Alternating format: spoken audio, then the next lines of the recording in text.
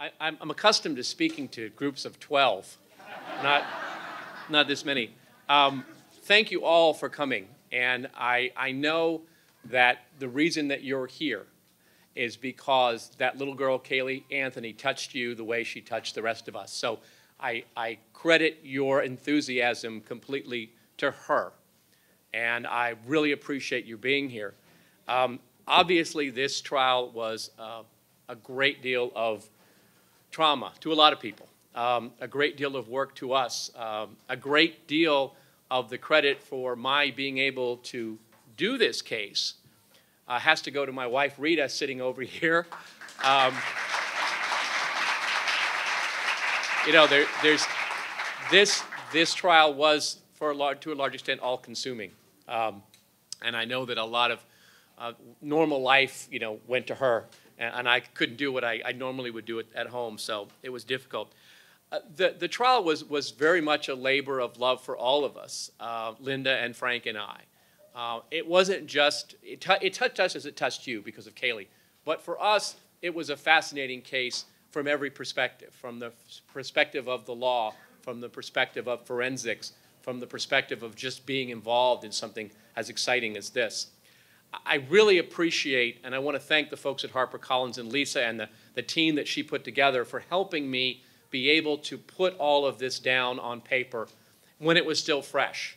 And one of the things that I tried to do in the book is not just give you the facts, because most of you already know the facts. And I know that I can't say anything to most of you to make you okay with the verdict in this case. I don't think any of us will ever be okay with it. What I hope is that the book will at least give you an understanding of our system of justice, how it works, and how sometimes it is imperfect. But I hope that you come away after reading this book with an understanding that, as imperfect as it may be, our system is the best there is in the world, and it deserves your respect, even though it doesn't always work exactly the way we might think. In the book, I talk about a few things that I think we should have done differently, but ultimately, really the only thing I really wish I could change was the evidence that we could get from Cindy Anthony. I honestly think that there is a story there that, if she had been able to tell it, would have perhaps changed the verdict in the case. Just because I understand that this jury, you know, saw this supposedly good mother, and that for them it would have been difficult, despite all the evidence, to understand how this crime occurred. And, you know, the evidence that I talk about in the book that wasn't admissible in the trial, the background information we know from Cindy's co-workers and others, that there was a lot of history here and a lot of background that we weren't able to give to the jury. So if I could change one thing, I perhaps would have found a way to get Cindy to be able to be comfortable with being more candid about a relationship that obviously was not a very good one. Without being in the jury room, obviously we can't know how the jury analyzed the scientific evidence in the case. Scientific evidence is difficult for people to comprehend sometimes. So all I can go by is a few comments that the jurors have made. First, the juror number 3, I think it was, and then the foreman. And really, both of their comments seemed, it almost made it seem like the deliberations stopped at the question of the exact cause of death. I mean, they both, all the jurors sort of stopped at that point. So I don't really know whether they even got to the point of debating whether they understood the odor of decomposition evidence or not, or whether it even mattered. It seemed that once they got to the point where we can't tell you whether it was chloroform or tape that took her life, that they just sort of stopped at that point, because for them, that was the definition of reasonable doubt, that fact. So we don't really know. There was a lot of evidence in the case, a lot of forensic evidence, a lot of scientific evidence, but the case was laid out in a way to give jurors the ability to have a break. I mean, as we were, and I talk in the book a good deal about sort of the planning, because I think some people may be interested in, how we actually went about putting this thing together. And one of the things we actually gave a great deal of thought to was the arrangement of witnesses. In other words, to give the jury, a break from scientific evidence with non-scientific evidence, give their brains a chance to heal, if you will, from that. So, to the best that we could, we tried to give the jury that ability. But this was one of the most intensely forensic cases ever. I think I counted one time that throughout this trial, we consulted experts in 22 different scientific disciplines, which, has never happened in my experience. Some were called, some were not. I mean, we went so far as to consult a hydrologist about water movement. And I learned a lot from that. I got to tell you, I learned a lot from this case in that scientific area.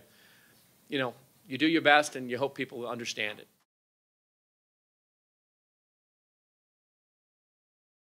The exact paternity of Caylee is still a mystery. There was first it was Jesse, and then we know it's not Jesse.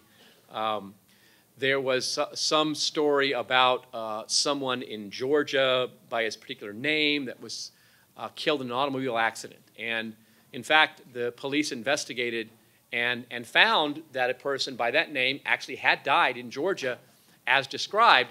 The problem was, according to the family, he didn't know Caylee Anthony, had never been to Orlando. There is one additional piece of information that I'm looking at Lisa because Matt yelled at me that I left out of the book. I'm so sorry. There's so much. And Matt Harper, my editor, looked at me and went, well, that's kind of important. So I apologize to HarperCollins, but I'll tell you now.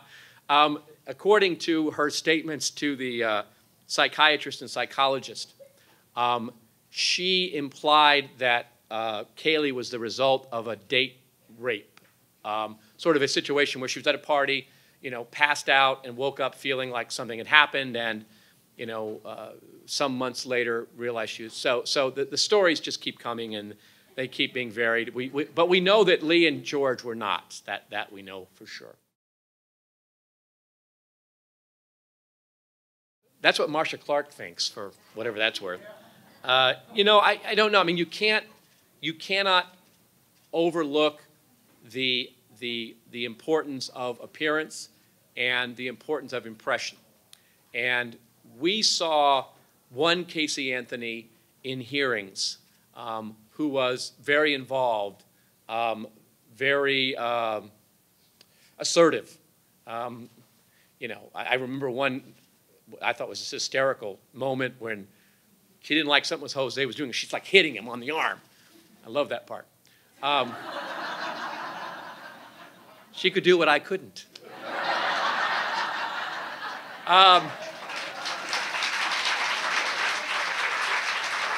But, obviously we all saw how she acted in the trial, and that's to be expected, most defendants are coached about how to act in front of the jury, and this performance was impressive, as her life performance has always been impressive. So, but yeah, I mean, you can't overlook that. You hope that juries will disregard that. They're instructed to, but jurors are human beings too. But the one thing you cannot control is how the defendant looks, and also, one of the big problems as a prosecutor is one of the things you can't comment on is how a defendant acts in court. You cannot look at a jury and say, see how she was acting over there, she was crying. You can't comment on that. And if they don't testify, you can't comment on anything that they do because it isn't evidence. I mean, I'm not saying that's an incorrect rule. It is a correct rule. You just hope jurors will expect and overlook that, and whether they do or not, you never know unless you're back in the deliberation room.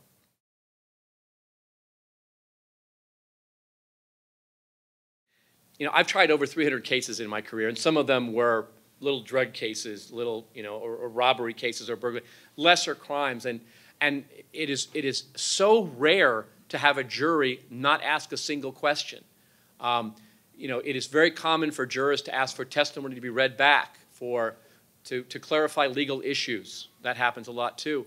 In this case, I was really expecting the jury to want to review some of the audio or video evidence. To me, some of the strongest evidence we had was those jail visitation videos, that audio tape from the jail, which they could only view by asking.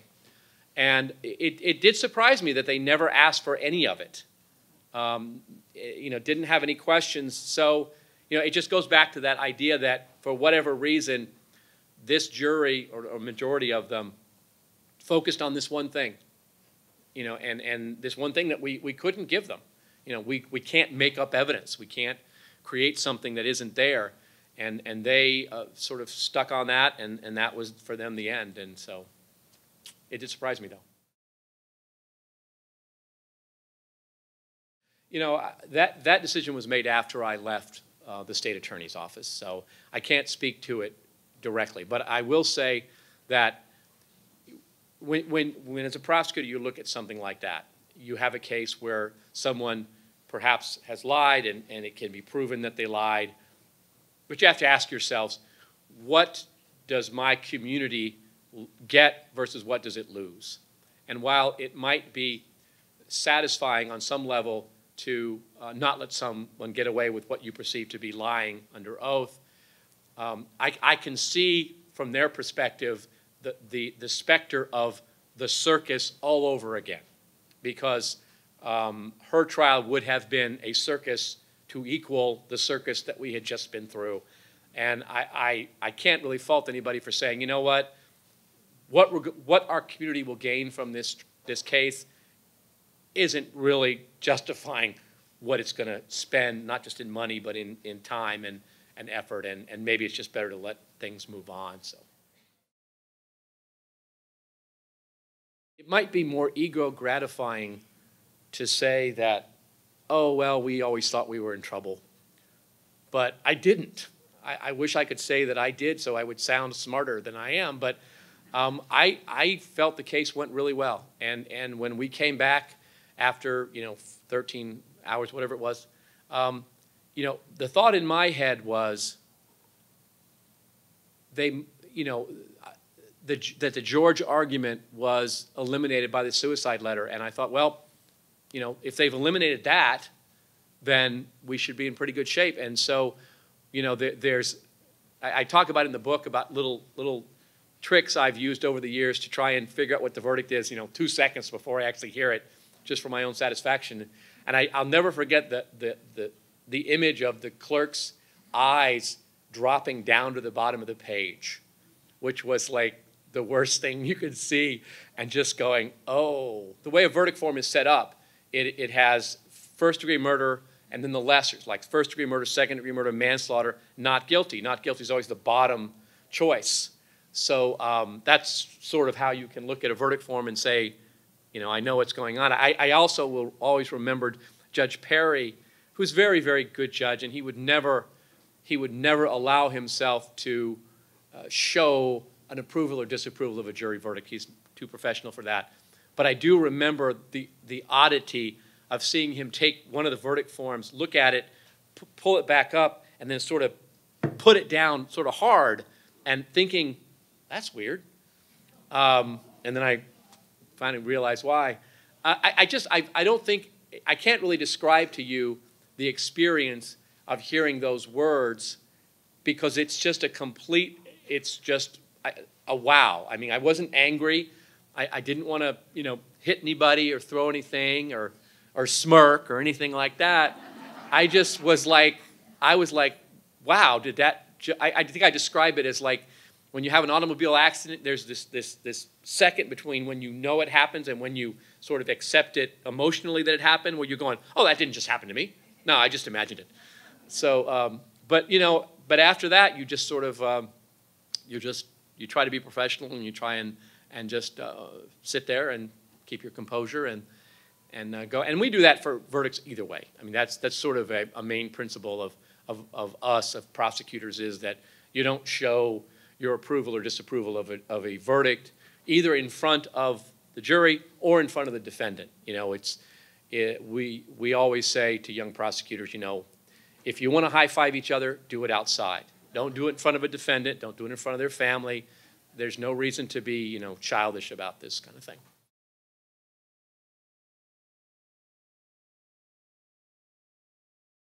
No. No. Under the principles of double jeopardy, she is she's free. But she's not going to do that, so don't even think about that. She couldn't lie straight in bed. I heard that somewhere.